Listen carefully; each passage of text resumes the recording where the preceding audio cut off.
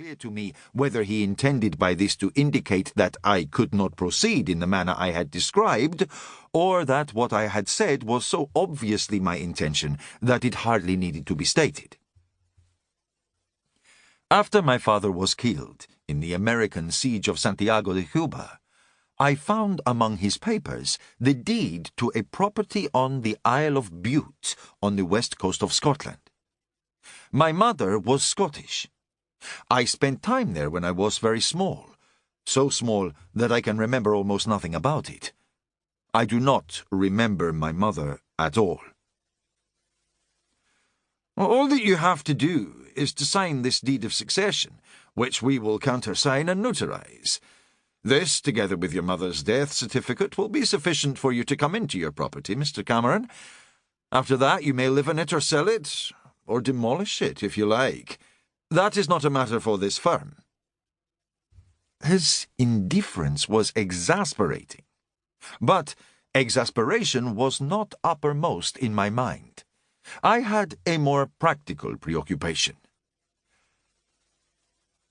I don't have my mother's death certificate, I said. I have had no connection with my mother since I was a child. No connection? He spoke as if I had acknowledged some sort of inexcusable dereliction of duty. That is why your clerk advised me to wait for your return. I had waited more than 2 months for Mackenzie to conclude a visit to his family in Cape Town. He was unwilling to concede that his initial remark, to the effect that the business could have been dispatched easily without his involvement, was misplaced. Well, it's only a matter of finding a record of your mother's death, he said. I don't know if she's dead. His expression was transformed by a curling of the thin lips. You don't know if she's dead? I shook my head. Then she may be entitled to 1/3 of this estate, which is why I was advised to wait until your return.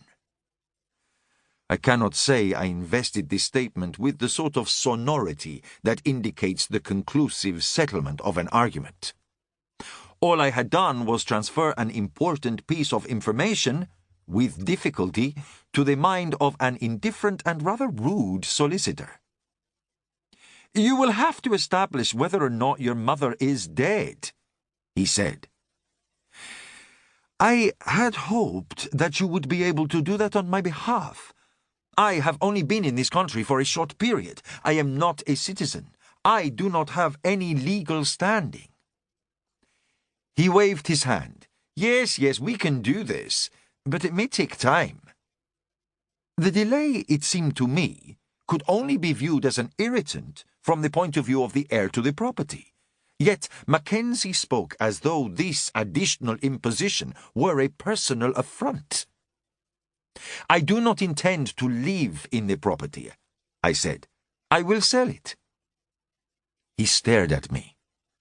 I paused before I obliged him by explaining why I repeated my intention to put the house on the market. He was the sort of individual I had gathered by now who strives to maintain a certain advantage by requiring others to assume a position of harassed defense. It is not clear to me how much it may be worth, I said.